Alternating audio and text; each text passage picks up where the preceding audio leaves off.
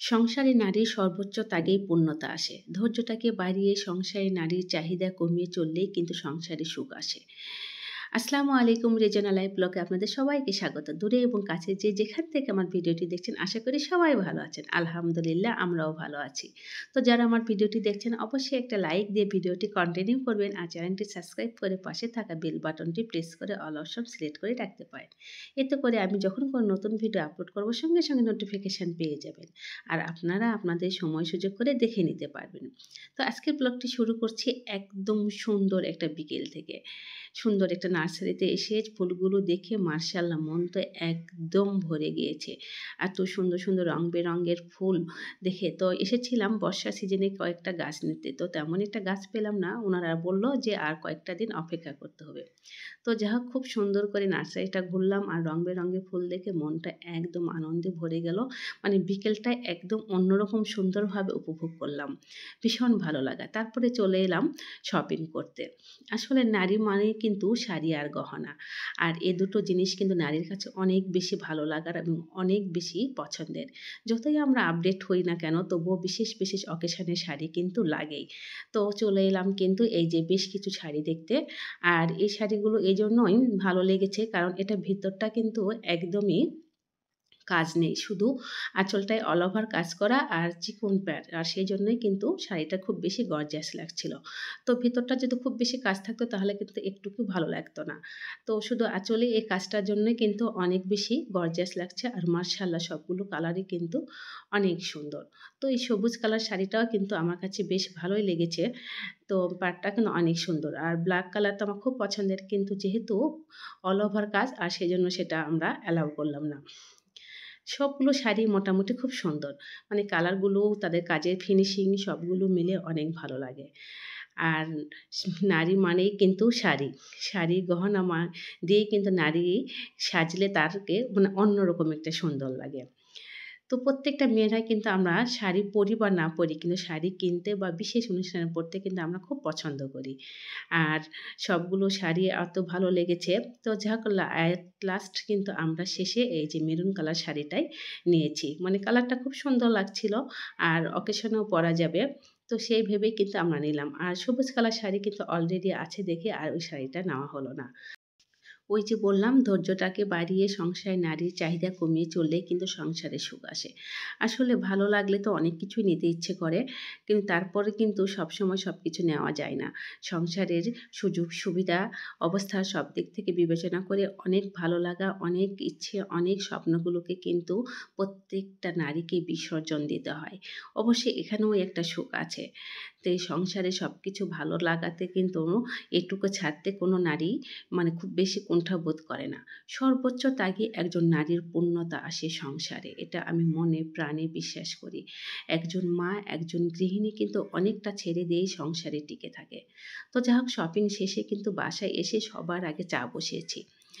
বাইরে আমরা ফুচকা খেয়েছি, তো ভাবলাম এখন আগে এসে চাটা খেয়ে নিই। তারপরে বাকি কাজগুলো ঝটপট করে ছেড়ে নেব। আসলে কাজের কিন্তু শেষ নেই। যতই আমি শপিং করছি তারপরে কিন্তু মাথায় আমার সংসারের কাজের চাপটা কিন্তু থেকেই গিয়েছে। যে কোনটার পর যে কি করব সেটা কিন্তু আমি আগে থেকে একটু মানে পরিকল্পনা করে নিয়েছি। তো ও তো চা খেলাম অফ ক্যামেরায়। তারপরে যে রুটিগুলো কিন্তু তৈরি করে নিলাম, মানে বানিয়ে নিলাম। নিয়ে এখন রুটিগুলো সেঁকে নেব, যেহেতু রাতে রুটি, ভর্তা, ভাজি এগুলো নিয়ে করব। আসলে একটু বুদ্ধি করে চললে কিন্তু খুব ঝটপট অল্প সময়ে রান্নাগুলো করে নেওয়া যায়। আর সেই জন্য দরকার সঠিক পরিকল্পনা। একজন গৃহিণী পারে সংসারটাকে অনেক সুন্দর করে গুছিয়ে সুন্দর করে কাজ করতে। তার জন্য সবার আগে দরকার সঠিক পরিকল্পনা। সঠিক পরিকল্পনা করে চলবেন, দেখুন অল্প সময়ের মধ্যে আপনি খুব সুন্দর করে আপনার সংসারের কাজগুলো একদম ঝটপট করে নিতে পারেন। তো এই তো রাতের বেলা কিন্তু ফুলকো ফুলকো গরম রুটি, তার সঙ্গে থাকছে বেগুন ভর্তা এবং টমেটোর চাটনি। সব মিলে কিন্তু ভীষণ ভালো লাগছিল। তো যাই হোক, ওই যে মনে অন্যরকম একটা ভালো লাগা কিন্তু রয়েই গিয়েছে। আমি কিন্তু অল্প ভালো লাগাতে অনেক বেশি খুশি। সুন্দর একটা বিকেল উপভোগ করলাম, আলহামদুলিল্লাহ। বেগুনগুলো ভেজে আমি ভর্তা করে দিয়েছি। আর এভাবে বেগুন ভর্তা দিয়ে রুটি, গরম গরম রুটি খেতে কিন্তু অসম্ভব মজা লাগে। তার সঙ্গে থাকছে তো টমেটো চাটনি এবং বাচ্চাদের জন্য ডিম ভেজে দেব। আর কিছু আলু ভাজি আমি সকালে করেছিলাম, সেটাই গরম করে নিব।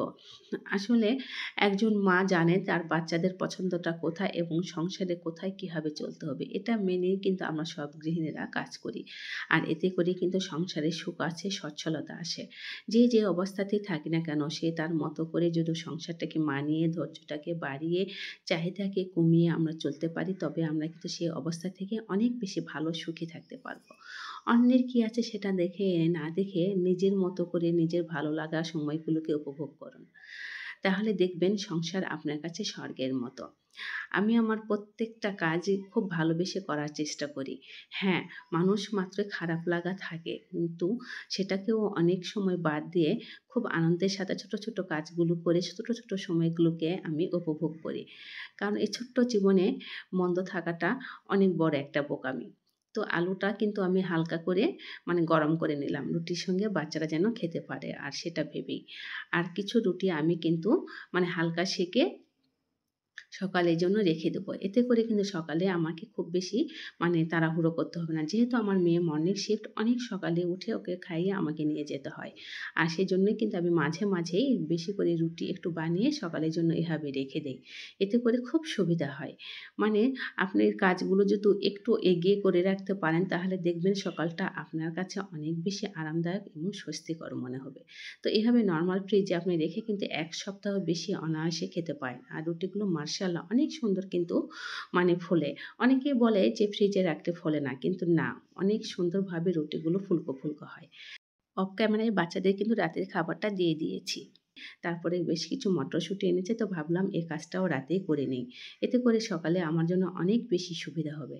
তো এই পর্যায়ে এসে আমি আমার প্রিয় আপু এবং ভাইয়াদের কাছে বিশেষ অনুরোধ করছি, অবশ্যই আমার ভিডিওটিতে একটি লাইক দিবেন আর আমার ছোট্ট পরিবারের একজন হয়ে থেকে যাবেন। আপনাদের ভালোবাসা, সহযোগিতা নিয়েই কিন্তু আমি এতটুকু আসতে পেরেছি। আর ইনশাল্লাহ সামনেও আপনাদের ভালোবাসা নিয়েই আমি এগোতে চাই। আসলে আমার ভিডিওটি কিন্তু অনেক ছোট হয়। আপনারা স্কিপ না করে একটু পুরোটা দেখবেন আর অবশ্যই একটা লাইক দিবেন। আমি আমার দিক থেকে চেষ্টা করি আপনাদের ভালোবাসা পাবার জন্য। জানি না আমার কতটুকু যোগ্যতা রাখি ভালোবাসা পাবার, কিন্তু ইচ্ছে বা আকাঙ্ক্ষা কিন্তু আমার একদম পুরো দমে আছে আপনাদের উপরে। আপনারা আমাকে এ থেকে কখনোই নিরাশ করবেন না। এই বিশ্বাস কিন্তু আমি সবসময় আপনাদের কাছে রাখি। আমি কিন্তু চাইলেই শাড়িটা নিতে পারতাম। আপা কিন্তু বারবার বলছিল যে, "তুমি একটা শাড়ি নাও।" আমি বললাম, "না, আমার এখন তো দরকার নেই। তুমি এখন নিয়ে নাও। পরে যখন দরকার হবে তখন নিয়ে নিব।" আসলে সংসারের সব দিকে বিবেচনা করেই কিন্তু একজন গৃহিণীকে চলতে হয়। আর এখানেই কিন্তু আমি মনে করি একজন গৃহিণীর সফলতা। সবাই ভালো থাকবেন। সকলের সুস্বাস্থ্য কামনা করে আজকে এখানেই শেষ করছি। আবার দেখা হবে পরবর্তী ভিডিওতে। আল্লাহ হাফেজ।